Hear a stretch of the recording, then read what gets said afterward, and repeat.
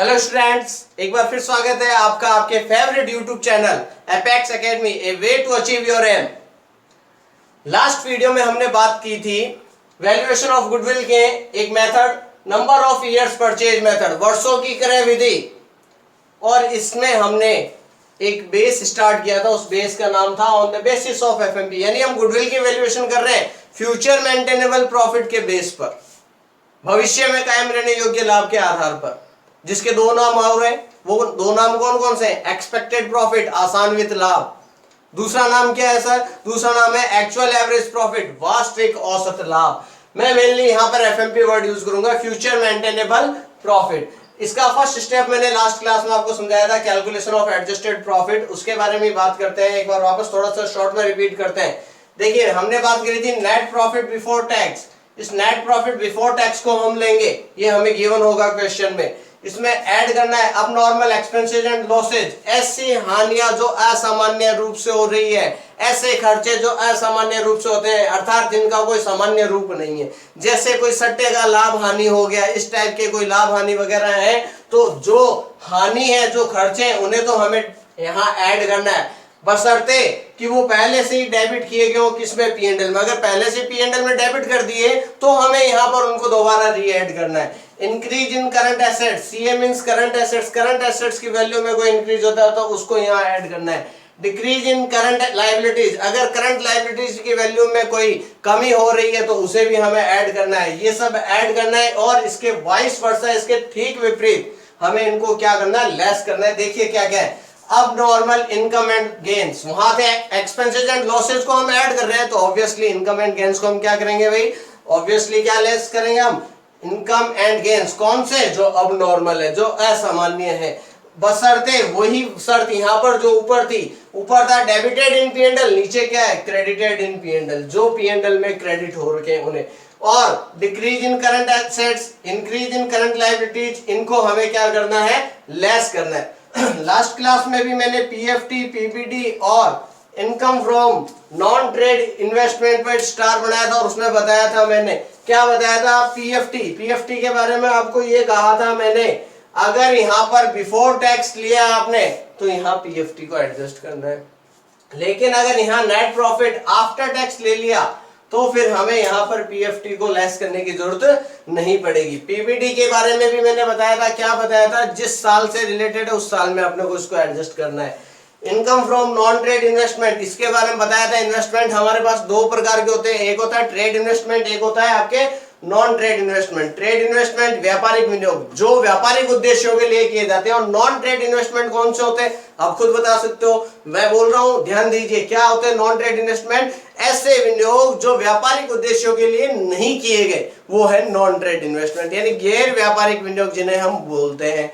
तो उनकी कोई इनकम है तो उसको यहां पर आपको लेस करना है। इसके बारे में भी बताया था और वापस रिपीट करूंगा, आगे आएगा ये पॉइंट वापस। ये हमारा स्टेप फर्स्ट हमने किया था। स्टेप सेकंड हमने बात की थी कैलकुलेशन ऑफ एपी और WAP. AP for average profit, WAP means क्या होगा, वेटेड एवरेज प्रॉफिट, भारित औसत लाभ। एपी एवरेज प्रॉफिट मींस औसत लाभ, WAP weighted average profit means भारित औसत लाभ। तो यहां देखिए उसका फॉर्मूला क्या लिखा है, एवरेज प्रॉफिट का सिंपल फॉर्मूला है भाई, क्या है आप सबको पता है, आप बचपन से करते आ रहे हो, एवरेज निकालते आ रहे हो, total of profits divide by number of years. जो प्रॉफिट उनको ऐड कर दीजिए और जितने सालों का प्रॉफिट है उनका डिवाइड कर दीजिए।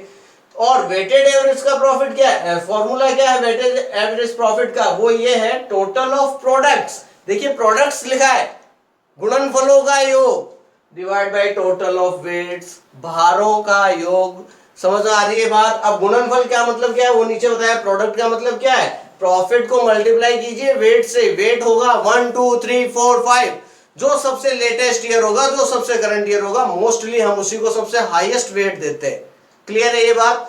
अब इसका एक एग्जांपल देता हूं कि सर हमें ये यूज कब करना है, एवरेज या वेटेड एवरेज प्रॉफिट। तो मैं आपको बता दूं, मैंने लास्ट क्लास में भी बताया था, अगर आपके सामने कोई इंक्रीजिंग या कोई डिक्रीजिंग ट्रेंड हो तो आपको वेटेड एवरेज प्रॉफिट यूज करना है, यानी लाभ लगातार बढ़ रहे हो, भले 1 पैसे से बढ़े, 1 रुपए से बढ़े, 1000 से बढ़े, 1 लाख से बढ़े, बढ़ना चाहिए, या लाभ लगातार रूप से घट रहे हो, तो वो जो ट्रेंड है इंक्रीजिंग या डिक्रीजिंग, वहां हमें क्या यूज करना है, वेटेड एवरेज प्रॉफिट यूज करना है। लेकिन कभी लाभ बढ़ रहे हैं, कभी घट रहे हैं, कभी बढ़ रहे हैं, कभी घट रहे हैं, उस कंडीशन में हमें क्या करना है, सिंपल एवरेज यानी औसत लाभ आपको ज्ञात करना। क्लियर है ये बात? अब यहां पर आपको क्या ध्यान रखना है कि जब आप इस ट्रेंड में जाएंगे तो आपको जो भार देना है, सबसे लेटेस्ट ईयर को सबसे हाईएस्ट भार देना है। अब सबसे लेटेस्ट ईयर का मतलब समझिए, देखिए कैसे आपने लिया 2011, 2012, 2013, 2014 और 2015, ये 5 साल आपको दे दिए। इधर आपको इनका प्रॉफिट दे दिया। प्रॉफिट कुछ इस प्रकार से था, 1 लाख, 1,50,000, 1,60,000, 1,70,000 और 1,90,000। लाभ लगातार बढ़ रहे हैं। अब हम इनको वेट देंगे। वेट कैसे देंगे? सबसे पुराने साल को सबसे कम वेट, सबसे नए साल को, सबसे करंट ईयर को सबसे ज्यादा वेट। स्टार्टिंग करेंगे from 1, 2, 3, 4 and 5। The highest wait is for 2015 because ये हमारे लिए क्या है, सबसे लेटेस्ट ईयर है इस प्रश्न में। क्लियर ये बात? इनको मल्टीप्लाई करेंगे तो क्या आ जाएगा आपके पास, प्रोडक्ट आ जाएगा, गुणनफल, उसका योग divide by total of weights. आपके पास स्टेप सेकंड कंप्लीट। चलते हैं step number third, that is calculation of FMP, future maintainable profit की गणना। फ्यूचर मेंटेनेबल प्रॉफिट, भविष्य में कायम रहने योग्य लाभ। देखिए मैं यहाँ स्टेप कर रहा हूँ, कुछ लोग इसी एडजस्टेड प्रॉफिट में इस एफएमपी की कैलकुलेशन कर देते हैं, तो जैसा आपको इजी लगे वैसा कर सकते हैं, लेकिन बेस्ट मेथड इज दिस। ये बेस्ट मेथड है। आप स्टेप बाय स्टेप काम कीजिए, बहुत जल्दी समझ में आएगा। एफएमपी आपने लिया, कहां से लोगे, एपी या डब्ल्यूएपी? एपी कहां से आया, स्टेप नंबर सेकंड में आपने एपी निकाला। या डब्ल्यूएपी कहां से आया, वो भी स्टेप सेकंड में। दोनों एक साथ नहीं होंगे, दोनों में से कोई एक होगा, या एपी या डब्ल्यूएपी। उसमें आपको 4 बातें ध्यान रखनी है, रट लो इनको अच्छी तरह से। वो 4 बातें कौन सी है, ध्यान देना। पहली बात, आपको ऐड करना है expenses will not incurred in future. ऐसे खर्चे जो वर्तमान में हो रहे हैं लेकिन भविष्य में बंद हो जाएंगे, तो आपका प्रॉफिट भविष्य में जाहिर सी बात है बढ़ेगा, और बढ़ाने के लिए आपको क्या करना पड़ेगा, ऐड करना पड़ेगा। मैं वापस रिपीट कर रहा हूं, ऐसे खर्चे जो अभी हो रहे हैं लेकिन भविष्य में बंद होंगे, ओके, उनको आपको क्या करना है, ऐड करना है। सेकंड बात, इनकम अराइज इन फ्यूचर, ऐसी इनकम जो अभी नहीं हो रही है लेकिन भविष्य में होगी। भविष्य में होगी तो आपको प्रॉफिट को वापस क्या करना है, बढ़ाना है, मींस उसको भी आपको ऐड करना है। फिर करना है सेविंग इन डेप्रिसिएशन। देखिए एक बात ध्यान रखिए, डेप्रिसिएशन आपके लिए एक प्रकार से लॉस है, ठीक है, एक खर्चा है। कुछ लोग खर्चा बोलते हैं, कुछ लोग लॉस बोलते हैं, इसके बारे में भी हम आगे जाकर बात करेंगे।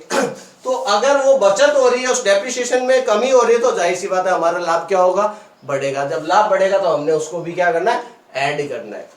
ये तो हो गए ऐड। और इनके जस्ट अपोजिट, इनके वाइस वर्सा आपको क्या करना है, लेस करने। वो क्या क्या है, एक्सपेंसेस इनकर्ड इन फ्यूचर, ऐसे खर्चे जो अभी नहीं हो रहे लेकिन भविष्य में होने शुरू हो जाएंगे। भविष्य में होने शुरू हो जाएंगे तो आपका लाभ क्या होगा, कम हो जाएगा। कम हो जाएगा तो आपको लेस करना है। इसी तरह ऐसी income not arise in future, अभी कमा रहे हो लेकिन भविष्य में वो इनकम बंद हो जाएगी, वो भी आपको क्या करना है, लेस करना है, क्योंकि आपका प्रॉफिट क्या हो गया, रिड्यूस हो गया। उसके बाद बात करते हैं फेयर रेम्युनरेशन, उचित पारिश्रमिक। मालिक का जो भी पारिश्रमिक होगा उसे हम बोलते हैं उचित पारिश्रमिक, वो भी यहां पर आपको लेस करना है। और देखिए ये नाम फिर आ गया, income from non trade investment. यहां भी था और यहां भी है, दोनों जगह साथ में नहीं आएगा, एक जगह यहां तो आएगा एडजस्टेड प्रॉफिट, यहां आएगा एफएमपी। मैंने लास्ट वीडियो में बताया, आप देख लीजिए, उसको रिपीट कीजिए वीडियो को जितनी बार देख सके। उसमें ये था, अगर आपका ये इनकम अनइक्वल है, असमान है हर साल, तब तो आप इसको एडजस्टेड प्रॉफिट में ऐड करेंगे। और अगर ये इनकम हर साल फिक्स है, हर साल आपको 10% मिलना है, इक्वल है ये अमाउंट, देन आप इसको एफएमपी में कीजिए, वहां करने की जरूरत नहीं है, दैट्स ऑल। फिर हम बढ़े आगे, एडिशनल डेट। अब क्या हुआ, जैसे saving in depreciation, depreciation reduce हो गया। क्यों हो गया रिड्यूस, उसका भी एक रीजन है कि एक एसेट थी 1 लाख रुपए की थी, उस पर हम डेप्ट चार्ज करते थे, लेकिन जब उसका मार्केट में रिवैल्यूएशन हमने किया तो उसकी वैल्यू क्या हो गई, उसकी वैल्यू क्या होगी, रिड्यूस होगी, तो उसका डेप्ट भी कम हो गया। तो ये चीज ध्यान रखना है, सेविंग इन डेप्रिसिएशन आपको ऐड करना है, और एडिशनल डेप्ट अगर उसकी वैल्यू बढ़ गई तो एक्स्ट्रा डेप्ट लगाइए, एक्स्ट्रा डेप्ट लगाएंगे तो वो हम यहाँ पर लेस करेंगे। फिर आ गए ये दो नाम, पीबीडी, पीएफटी, वही बात यहाँ पर अनइक्वल है देन वहां इक्वल है देन यहाँ, ये सारा लेस कर दिया, आपके पास क्या आ गया एफएमपी, जिसे हम बोलते हैं future maintainable profit, EP expected profit, आसान्वित लाभ, एएपी एक्चुअल एवरेज प्रॉफिट, वास्तविक औसत लाभ। ये 3 step complete and the last step for calculation of goodwill is step 4th, calculation of goodwill. Goodwill is equals to FMP into number of years purchase. FMP जो आया है उसको number of years purchase से multiply कर दीजिए, आपके पास goodwill आ गई।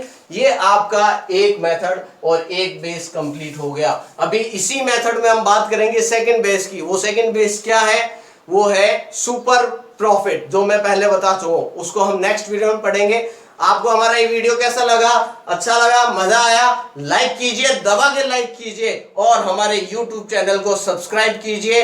Next video के लिए बहुत जल्द हम आपके सामने लेकर आएंगे एक बहुत ही अच्छा टॉपिक और बहुत ही मजेदार इंटरेस्टिंग टॉपिक। तब तक वेट कीजिए, हमारे YouTube चैनल को लाइक कीजिए, शेयर कीजिए और हाँ, सब्सक्राइब करना मत भूलिए, जिससे आप लोगों को और वीडियो जल्दी से जल्दी मिल सके। धन्यवाद।